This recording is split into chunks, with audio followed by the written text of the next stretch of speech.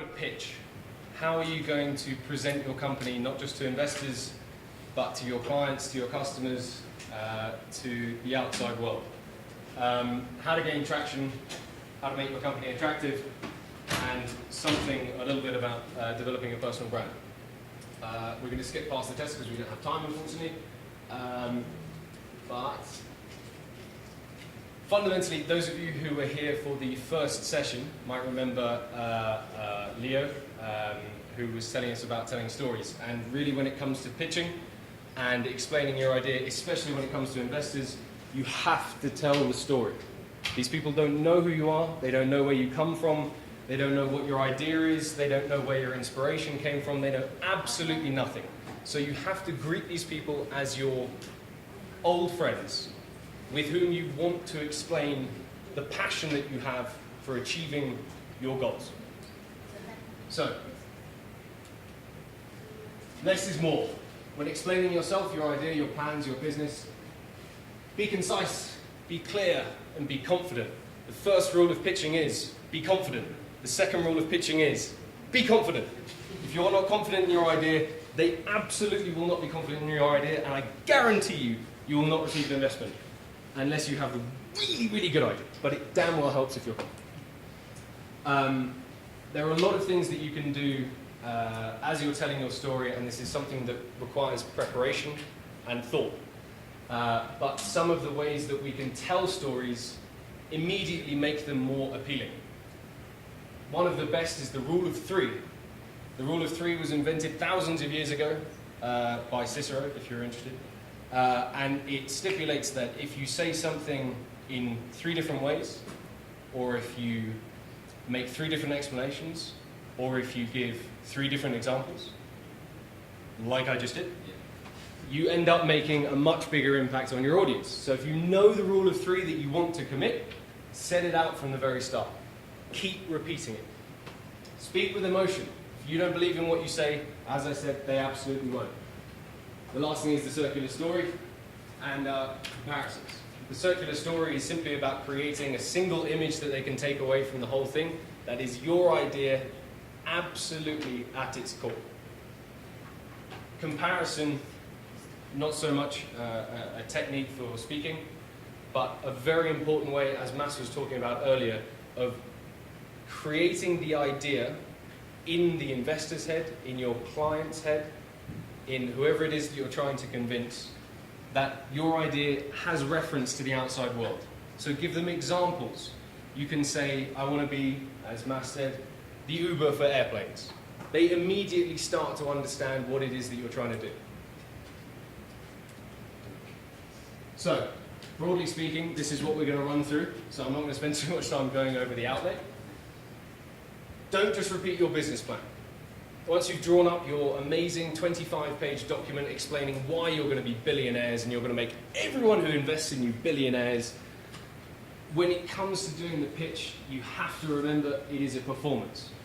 Most of business, as I think the guys from Rappi just showed, is a performance. And when it comes to marketing, this is absolutely key. The more noise you make, the more people are going to hear you. So bear that in mind as you're trying to develop your pitch. So, who are you? I'm Tom Lowe. I actually did my master's in philosophy, but then I ended up working in finance in the City of London on the sales side, so I did a lot of sales. I turned up at my first sales meeting and didn't know what the hell I was selling. It was a very complicated financial instrument, and I had to make it up as I was going along. And thankfully it went very well, and maybe I got a bit of luck, but as my dad says, you make your own luck. The more work you do, the more lucky you get.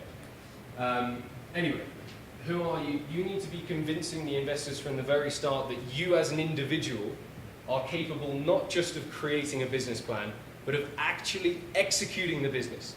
Everybody's got a business idea. Everybody under the sun. However, the difference between successful entrepreneurs and unsuccessful entrepreneurs are the ones who are willing to get their hands very dirty.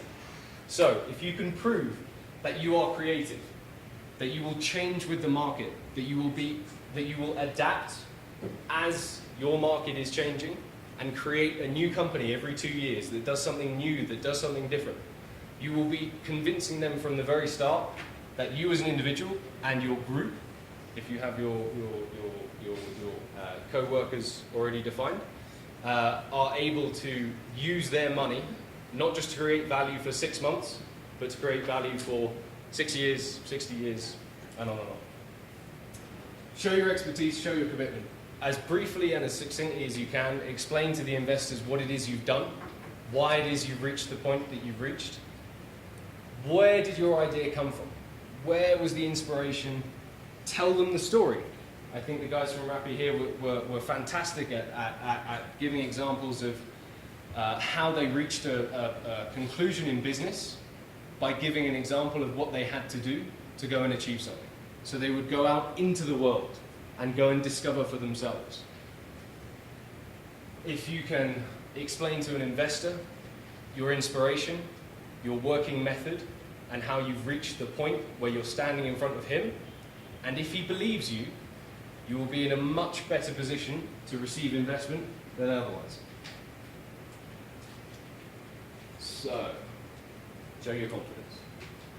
Even if you feel like this guy, believe that you're this guy, and whatever happens, don't be this guy. So, prepare yourself. Know what you're getting into. Everybody, before they get up on stage, me, no exception, gets a pumping heartbeat. So, when you start to feel it, get excited. Run on that. That's fine. It's okay. It's okay if you shout a little bit. If you're a little bit too loud, that's cool. The worst thing is if you come on stage, oh, here's some money for my company. Because no one's going to buy. Literally no one is going to buy. So, the idea. Let's assume that you have identified your problem. You need to explain to your investor what is the problem you're trying to solve. To you, it is absolutely obvious. I mean, duh. Why wouldn't everybody want lunch delivered in 10 minutes when they don't have to leave the office? Right? But to the investor, he has no idea. You should treat the investor like an educated individual who knows nothing about your idea. So you explain it to them very clearly and very briefly. How you got there and how it works. This is taken directly from the same pitch that Airbnb used to get their Series A round, I think, of $500,000. So this is literally a screenshot. There's only about 12 of them, and I would advise you to go and look it up. Problem, price, important, hotels, disconnected. No easy way exists to book a room with a local or become a host. They have very succinctly, very clearly defined the problem. The next slide, the solution. A web platform where users can rent out their space to host travelers to save money when traveling, make money when hosting, and share culture. That's it. That's all it was. That was a $500,000 ticket. As I just said, explain it simply. Investors, if they don't get your idea, if they don't feel it immediately, within the first 30 seconds, you're gone. That's it. They've switched their ears on. They hear hundreds of pitches a year. They see hundreds of business plans a year. They do not need to have patience with you. You need to be playing to them. Assume nothing. Explain everything and do it briefly. And always tell a story. I'm going to skip the video, sorry. So, the elevator pitch. One of the most important things that you need to have defined and practiced and gone over in your head, you tell it every day. You should tell it to your parents, to your friends, to your co-workers. You should be telling the story of your idea, the story of your company, day in, day out. Because if you don't tell it over and over again, it won't develop. You won't be able to tell your story well enough. In this 30-second explanation of exactly what the product does, what's the problem, what's the solution, how will it do it, what will it do, and why people will use it. I think we've just got about time. Yeah. Mas, I'm just going to ask Mas to give a how not to do the elevator pitch. So can someone just shout out anything, a business idea, something mental, I don't know, whatever it is. Give me something, anything. A proposition. Airbnb for dogs. Airbnb for dogs. Go. So, you have a dog, and many people, they have dogs, and then they walk them, but also they need a home for the dog. But I can do it. I think we get the general idea. Thank you very much. So, how to do the elevator pitch? So, Airbnb for dogs. So, I have a dog myself.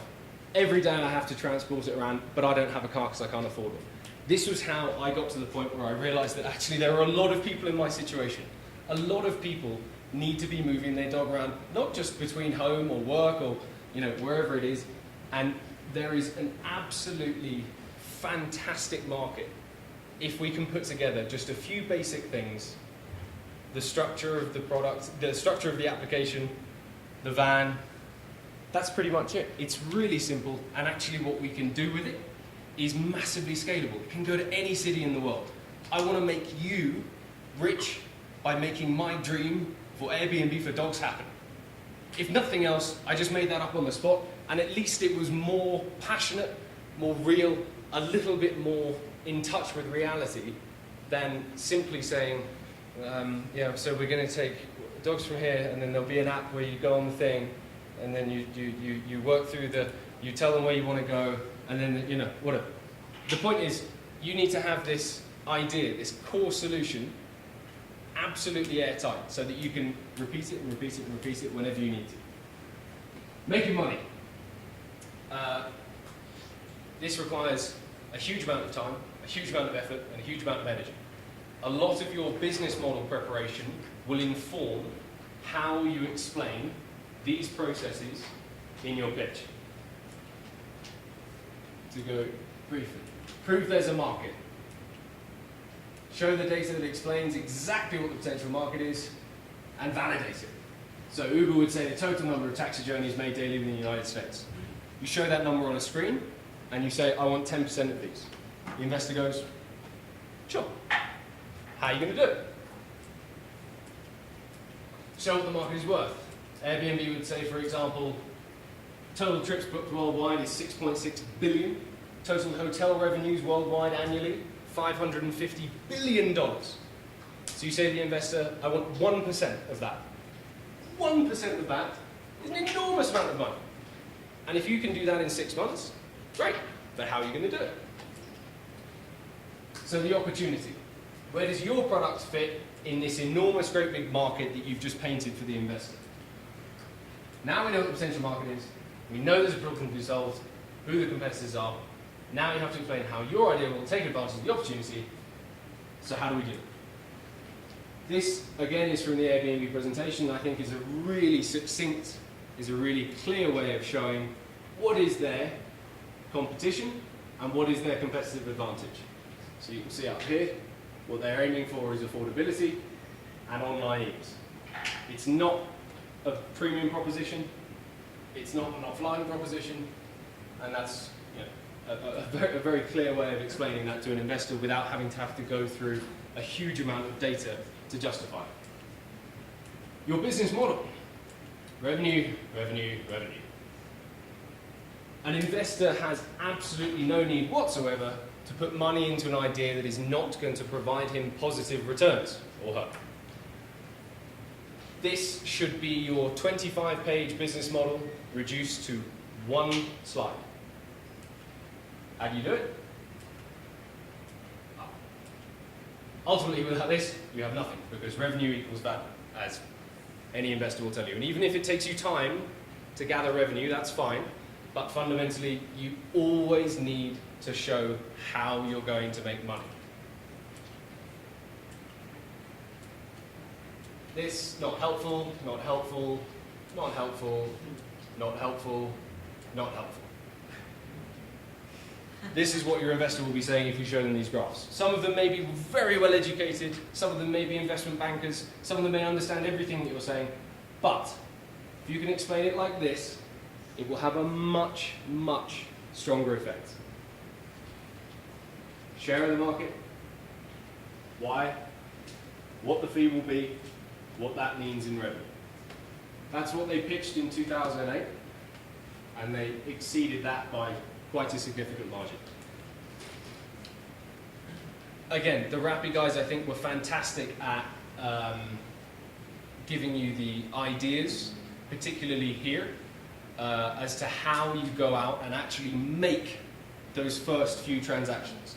And if you can prove to an investor that you've made a transaction, that someone is actually willing to pay for your idea right here, right now, you're going to be going a long, long way. What does it come back to? Revenue, revenue, and revenue.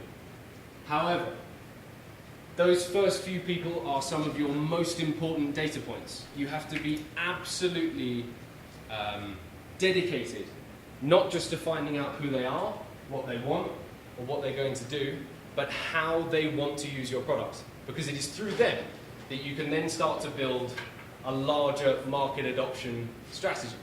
For example, Airbnb again, they knew that their clients were often party goers, festival goers, football fans, party goers. They have a very, very strong proposition because they know what these people want. They focus, they spent years working out exactly who their core clients were, and now we all use it. Explain your competitive advantage. So what is it that makes your product so revolutionary? Why is your product going to change the world? Define your USP, your unique selling point. Are you first to the party? Are you an early mover? What is it that's going to incentivize your customers to actually use the app, whether they're business or users? How easy is it to use? Is that the reason that people are going to do it? Is it because it saves them money, or is it because you are building a premium brand? Whatever it is, you have to define what it is that makes you better than everyone else who's tried this.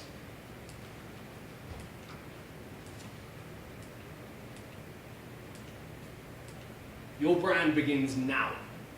Absolutely everything that you're doing, everything that you're saying, every person that you speak to has worthwhile data because they are either interested or they're not interested. Either way, you should be writing it down. Whatever happens, your data that you build from today to create your idea and bring it into reality is going to be founded by your first users. They are the ones who will go out and tell every single one of their friends. They are your free marketing. They are your most valuable resource. Be the expert in your product, be the expert in your users, and become the expert in your market. If you do not become the expert in these things, you will find it very difficult to maintain competitive advantage. I have to skip that, sorry. And that's me done. Thank you very much.